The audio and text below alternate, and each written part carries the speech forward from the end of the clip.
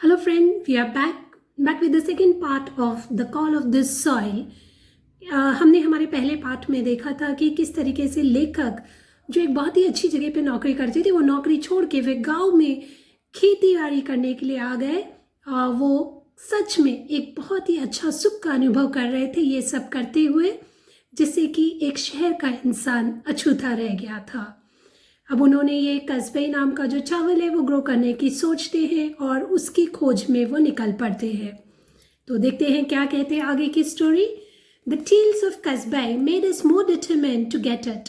We decided that if we did not manage to get some seeds, this would be a great rice to grow.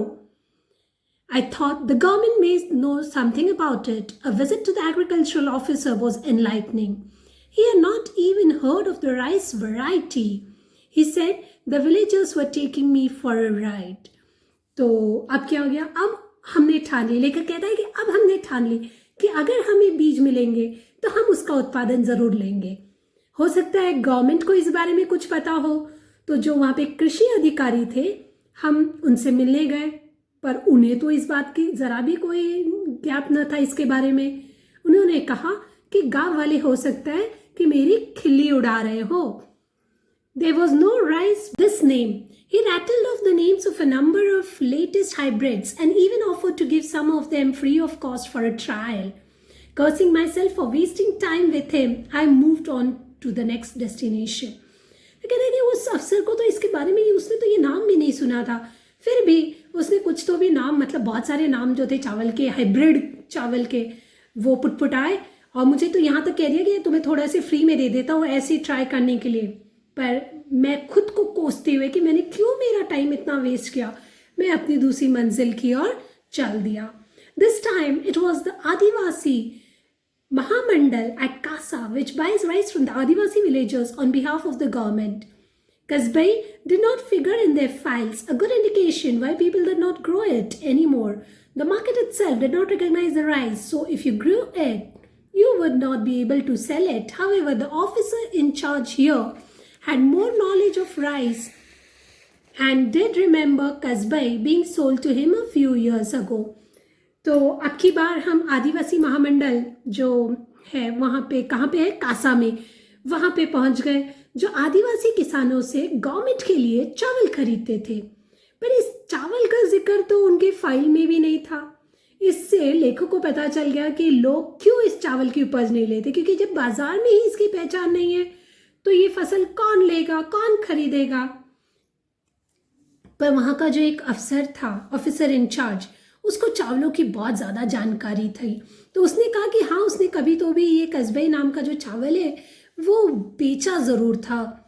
So when I इन धनीवरी, बाबन and I started looking for Devu Handa and found a graying old man wearing a cap sitting outside his house on a charpai. तो अब क्या हो गया कि लेखक और बबन नाम का एक इंसान है, वो धनीवरी में क्या कहते हैं, देवू हंडा नाम के एक बूढ़े इंसान को ढूंढते हैं। तो वो उन्हें मिलता है जो बहुत ही बूढ़ा सा था और उसने एक टोपी पहन के रखी थी और वो घर के बाहर एक चारपाई पे बैठा हुआ था। An ex-serpent of the village, he had acres of land, a huge house and a large family. After exchanging the usual pleasantries, we came to the topic of Kasbai. अभी देखिए, थोड़ा सा यहाँ वहाँ की बातें करने के बाद पता चला कि वो तो मतलब गांव का एक सरपंच रह चुका है, उसके पास एकड़ भर के लैंड ज़मीन है, बड़ा सा घर है, बहुत बड़ी फैमिली है। तो यहाँ वहाँ की बातें होने के बाद उन्होंने कस्बे का जो विषय है वो निकाला। द mere mention of कस्बे and Devu Handa drifted into the past.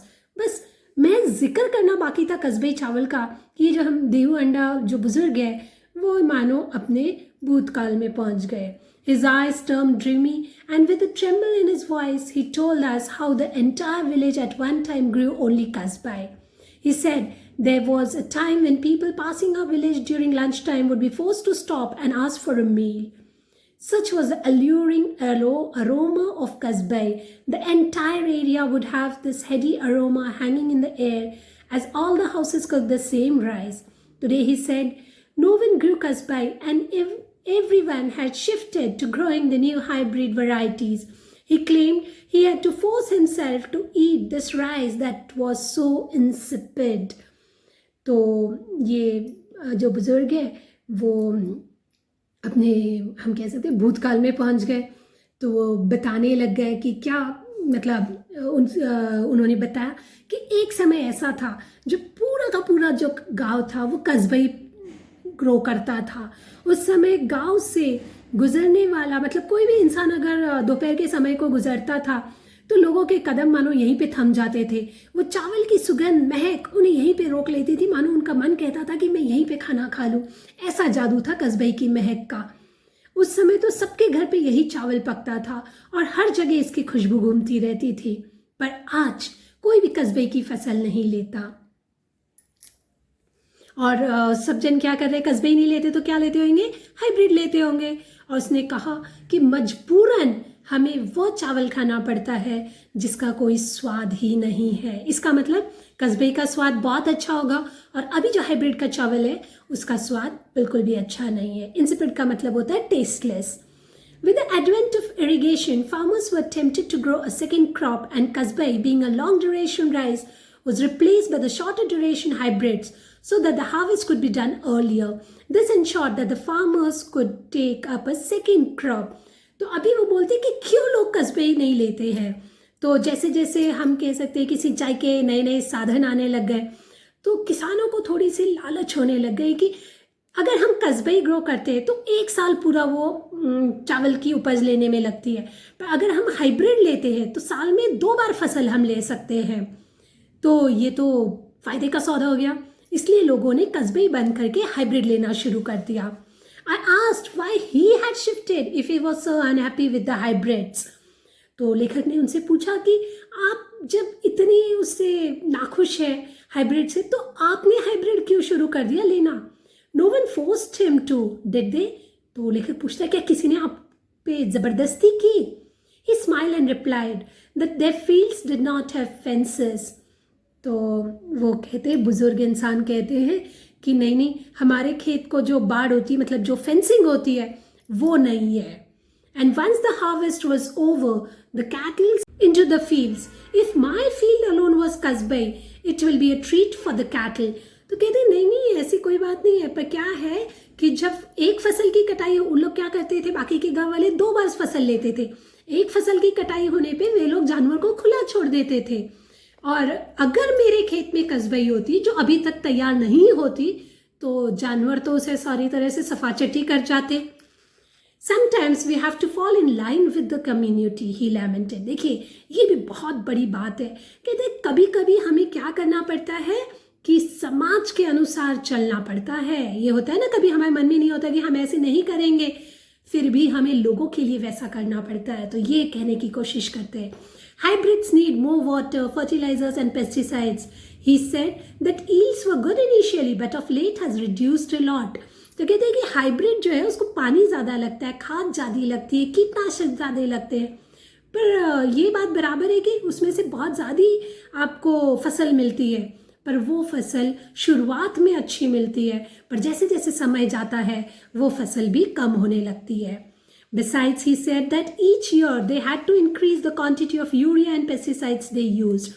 It was as if the newer hybrids had an insatiable appetite for chemicals. देखिए वो कहता है क्या कि हर साल आपको यूरिया और पेस्टिसाइड का जो डोज है वो ज़्यादा से ज़्यादा देना पड़ता है। मतलब मानो कि ये जो हाइब्रिड है वो उनकी भूख कभी मिटती नहीं है। किसके लिए? यूरिया और रसायन के लिए। बस उनको ज़्यादा से ज़्यादा रसायन खाने की या आप कह सकते लेने की आदत पड़ जाती है उस पर्टिकुलर किस्म के चावल को।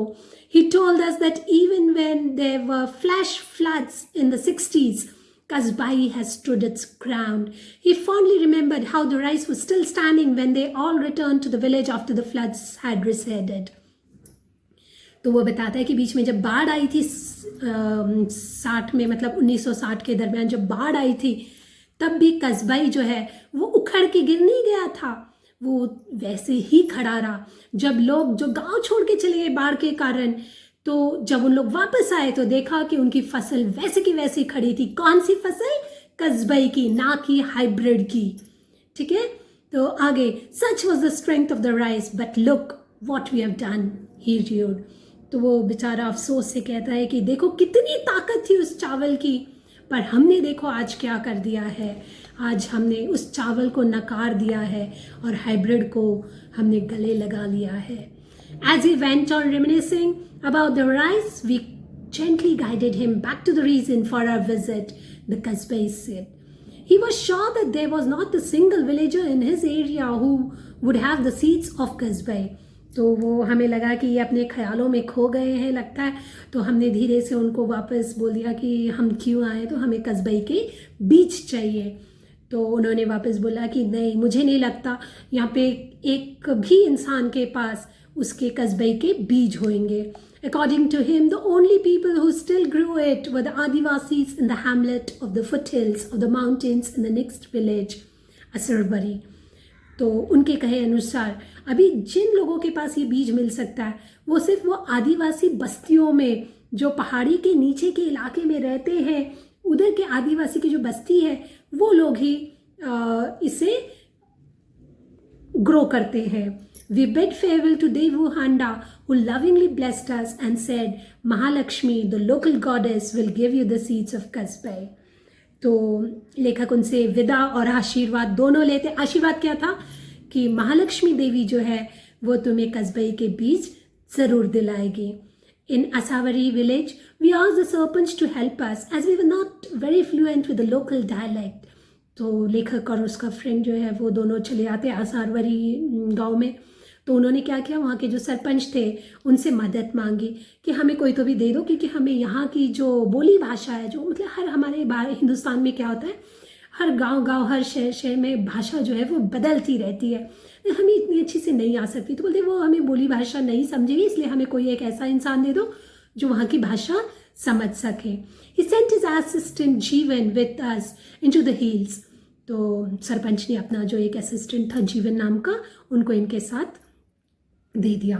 After a half-hour walk through thick vegetation, crossing numerous streams and ditches, and scrambling over rocks and gravel, we reached the sleepy hamlet of Boripada. तो वो कहते हैं कि हम लोग आधे घंटे भर वो जंगलों से, पत्थरों से, आप कह सकते नदी नालों के बीच होते हुए हम आखिर में उस बस्ती, जो बोरीपादा की जो बस्ती थी, वहाँ पे पहुँच गए। They were just two ramshackle houses in front of us, and we wondered if this was the right place. तो हमारे सामने सिर्फ 2 घर थे और वो भी पूरी तरह, मतलब आप कह सकते बुरी कंडीशन में थे, जीर्ण हो गए थे। हमें लगा क्या यही हमारी मंजिल है? A wrinkled old woman sitting before one of the houses looked at us with curiosity. एक बूढ़ी सी औरत जिसके मुंह पे पूरी झुर्रियाँ थी, वो एक घर के सामने बैठी थी, वो हमारी और ऐसे देखने लगी, भाई ये यहाँ पे क्यों आ गए? As we approached her, we signaled to Jeevan to ask the crucial question. तो हम जैसे उनके पास पहुंचे तो हमने जीवन को इशारों में कह दिया, भाई पूछ लो उनसे।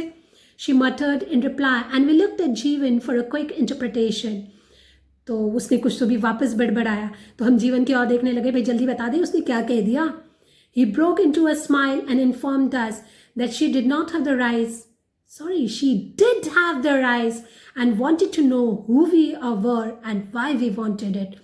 तो जीवन हंसते हुए बोला, हाँ इसके पास है वो चावल, वो सिर्फ ये जानना चाहती कि तुम कौन हो और तुम्हें वो क्यों। It was a difficult task to keep a straight face and I had to control a strong desire to hug her. देखिए लेखक को कितनी खुशी हो गई, वो तो कहने लगे कि मुझे इतनी खुशी हो रही थी, मुझे लग रहा था जाके उस बूढ़ी औरत को गले लगा लूँ। After searching for months, we have found the elusive Kasbah.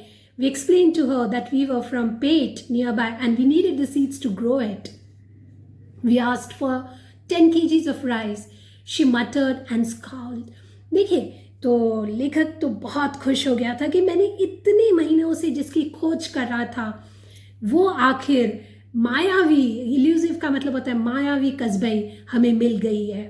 तो लेखक ने बताया कि हम लोग तो पेट से आए हैं, बाजू वाले गांव से, और हमें बीज चाहिए जिससे को हम उसे ग्रो कर सके, तो हमें 10 किलो चावल चाहिए। उसने वापस वो और बूढ़ी औरत कुछ तो भी बड़बड़ाई। जीवन interpreted that she had never heard of Pate village and also did not have a weighing scale. She was willing to give the seeds only in a basket. तो जीवन जो है वो उसका अनुवाद करता है, वो औरत जो बोल रही थी उसका अनुवाद करके कहते कि उन्होंने वो औरत ने पेट के बारे में तो कभी सुना नहीं है और ना ही उसके पास कोई तराजू है, पर वो एक टोकरी भर के आपको चावल के दाने दे सकती है। We asked for a single basket of rice and Jeevan told us to pay her something. उसने हमें एक टोकरी भर के चावल के दाने दे दिए, तो जीवन बोला भाई इसके बदले में उनको कुछ दे दो। आई handed a 100 rupee note and for the first time in the last 10 minutes her face broke into a smile. She nodded her head in approval. तो लेखक ने क्या किया, 100 रुपये की नोट निकाल दिया, उस बुढ़ी औरत को दे दी। अब पिछले 10 मिनट से वो औरत बिल्कुल भी हंसी भी नहीं थी, कुछ भी नहीं थी, लेकिन अब वो खुश हो गई थी 100 रुपये पाके। As we walked back against the fading sunset, leaving behind a smiling old lady, I couldn't help but wonder that here, nestling in the foothills of an unknown mountain, away from the hustle and bustle of the road or the city, were the real people of India. तो लेखक कहता है कि सूर्यास्त के समय हम पीछे एक हंसती हुई औरत को, बूढ़ी औरत को छोड़ हम मेरे ख्याल में, मतलब मैं ये सोचने पे मजबूर हो गया कि देखो किस तरीके से पहाड़ों के नीचे इस पूरे शहर की, हम कह सकते हैं, चहल पहल से दूर वास्तविक भारत बसता है। These were the people who still held on to the rich biodiversity of a land and no one even cared about them. ये वे लोग हैं जिन्होंने हमारी धरती की समृद्ध जैव विविधता संभाल रखी है, पर उनकी किसी को भी परवाह नहीं है। They had never heard of hybrids, fertilizers or pesticides. इन लोगों को हाइब्रिड के बारे में, खाद के बारे में, कीटनाशक के बारे में कुछ नहीं पता है। They just grew their rice and ate what they got. उन्होंने क्या किया, सिर्फ चावल जो उनको मिलता है वो उन लोग ग्रो करते हैं और जो उससे उपज आए, जितनी उपज आए उतनी वो खा के संतुष्ट हो जाते हैं। The old lady we met had probably never left Boripada. तो वो कहते हैं कि मुझे ऐसे लगता है कि ये जो बूढ़ी औरत जिसे हम मिल के आ रहे हैं वो उस पर्टिकुलर बस्ती से, उस पर्टिकुलर गांव से बाहर कभी नहीं गई होगी, इसलिए तो उसे पेट के बारे में वगैरह कुछ पता नहीं था। Her world was unspoiled by progress. ये लाइन बहुत कुछ कह जाती है। उसकी जो दुनिया है वो आज के, जो हम कहते हैं ना कि हाँ विकास के नाम पे जो गलत काम हो रहे, उससे अनछुई है। And for once I was grateful for that. लेखक कहता है कि मैं इसी बात से खुश हूँ कि हाँ वहाँ पे अभी भी खाद, रासायनिक खाद और ये सब जो आप कह सकते हैं ना कि जो गलत चीज़ें हैं वो नहीं पहुँची, और इसी के लिए मैं उसके प्रति कृतज्ञ हूँ। हमारा लेसन यहीं पे ख़त्म होता है। होप आपको ये लेसन पढ़ के कुछ तो ये ख्याल आया होगा कि हाँ हमने भी हमारे देश की जो संपत्ति है, जो संपदा है, उसे संभाल के संजो कर रखना चाहिए। आज के लिए इतना ही। बाय।